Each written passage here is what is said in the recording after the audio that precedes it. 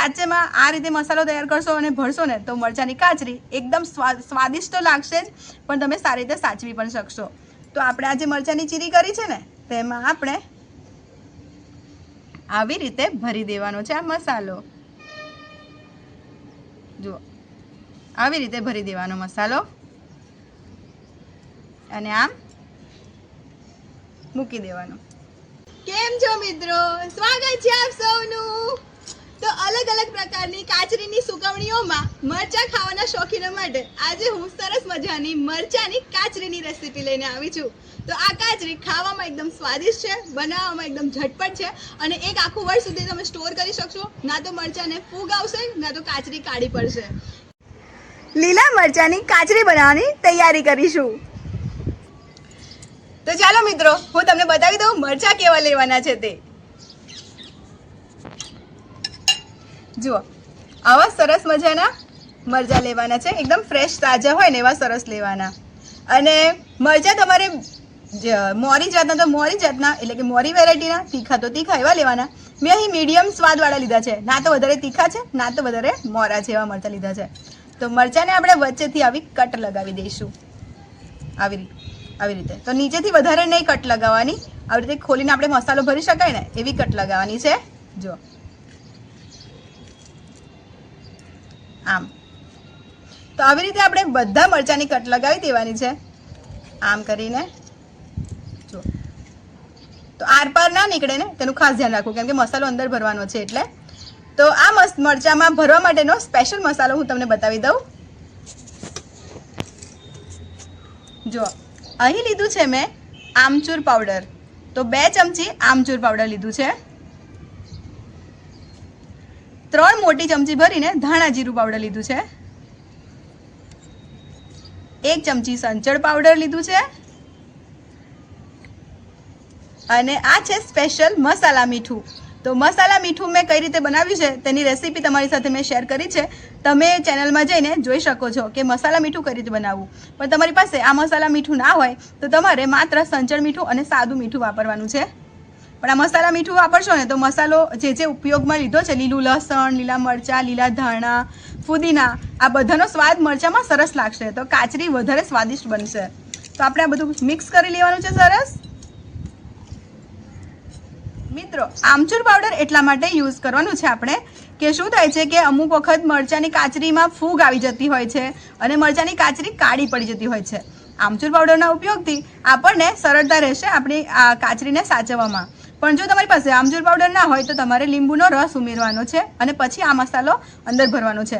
પણ અત્યારે ઉનાળામાં લીંબુ સરળતાથી મળતા નથી, ફ્રેશ સારા પણ મળતા નથી, એટલે હું આમચૂર પાવડર દર વર્ષે ઉપયોગમાં લઉં છું. અને સાચેમાં આ રીતે મસાલો તૈયાર કરશો અને ભરશો ને તો મરચાંની કાચરી એકદમ સ્વાદિષ્ટ તો લાગશે જ, પણ તમે સારી રીતે સાચવી પણ શકશો. તો આપણે આજે મરચાંની ચીરી કરી છે ને તેમાં આપણે આવી રીતે ભરી દેવાનો છે આ મસાલો. જુઓ, આવી રીતે ભરી દેવાનો મસાલો અને આમ મૂકી દેવાનો. તો છે ને એકદમ સરળતા. આવી રીતે જ આપણે બધા મરચાંને મસાલાથી ભરી દેવાના છે. જો, આમ પેક કરી દેવાનું. એટલે તમને કીધું હતું કે નીચેથી કટ વધારે ના લાગવી જોઈએ. આવી રીતે મસાલો ભરીને પછી આમ મૂકી દેવાના છે. તો ચાલો હવે હું આ બધા જ મરચાંને મસાલાથી સરસ ભરી દઉં.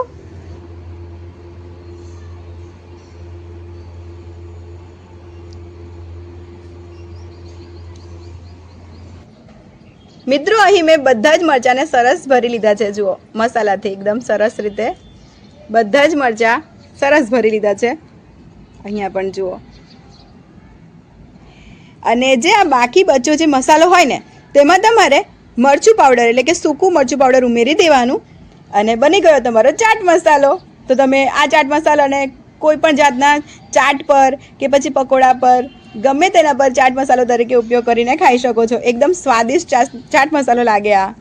તો મરચું પાવડર ઉમેરીને આનો ચાટ મસાલો બનાવી દેજો. હું તો એમ જ કરું છું. તો હવે આપણે આ મરચાંને આવી રીતે એક એક કરીને સૂકવવા મૂકી દઈશું.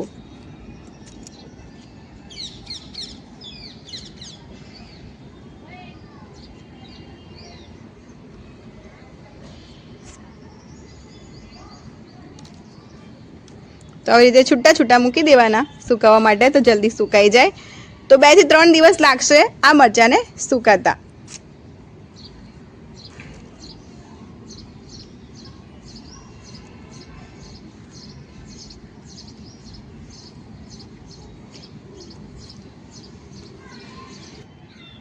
તો મરચાંને આપણે આવી રીતે છૂટા છૂટા થાળીમાં લઈ લેવાના છે.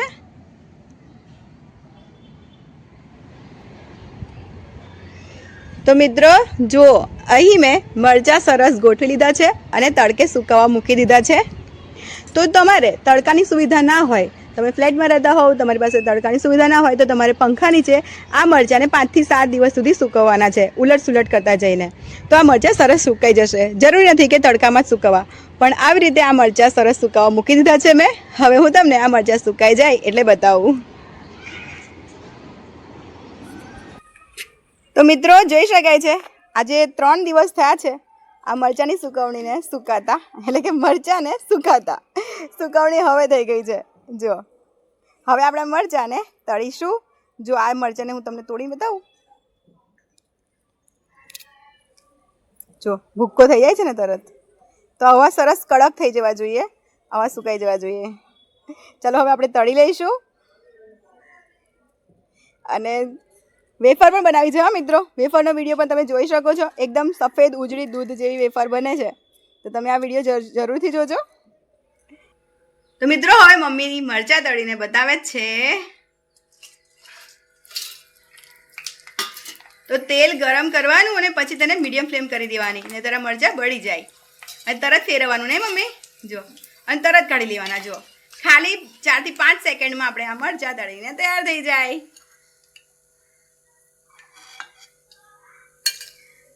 મમ્મી રસપુરી સાથે કેવી મજા આવે ને આ મરચાં ખાવાની.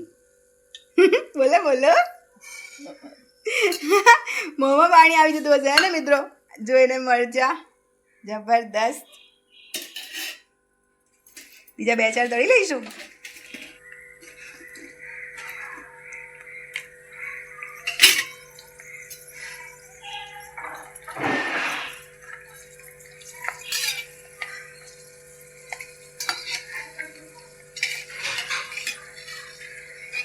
જો જોતામાં માત્ર ગણતરીની સેકન્ડોમાં આપણા મરચાં સરસ તળીને તૈયાર થઈ જાય.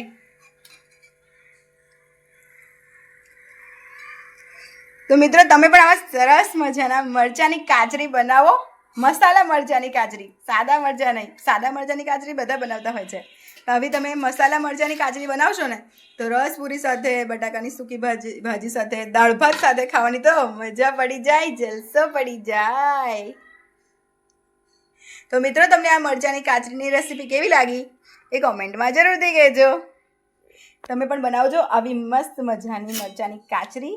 અરે પણ ગરમ છે હજી મમ્મી. મિત્રો ઠંડી થાય ને કાચરી એટલે હું તમને બતાવું, કેમ કે ગરમ ગરમમાં હાથમાં દજાઈ જાય ને. જો મને દજાઈ ગયું.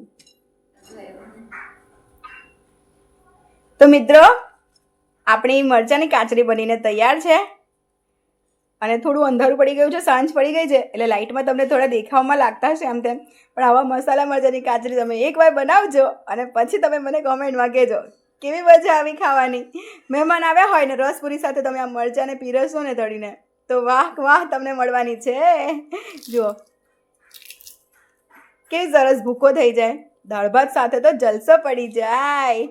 તો મિત્રો તમે પણ આવા જ મસ્ત મજાના મસાલા મરચાંની કાચરી બનાવો, પછી મને કોમેન્ટમાં જણાવો તમને મારી આ રેસીપી કેવી લાગી તે. મિત્રો ફરીથી મળીશું એક મસ્ત મજાની રેસીપી સાથે. મારી આ રેસીપી પસંદ આવી હોય, મસાલા મરચાંની કાચરીની રેસીપી, તો વિડીયોને લાઇક કરી દેજો, કોમેન્ટમાં કહેજો અને ચેનલને સબસ્ક્રાઈબ કરતા જજો જો નવા આવ્યા હોય તો. આપણે વારે ઘડે પછી મળતા રહીએ ને એટલે. ચલો મિત્રો ફરીથી મળીશું. Love you all.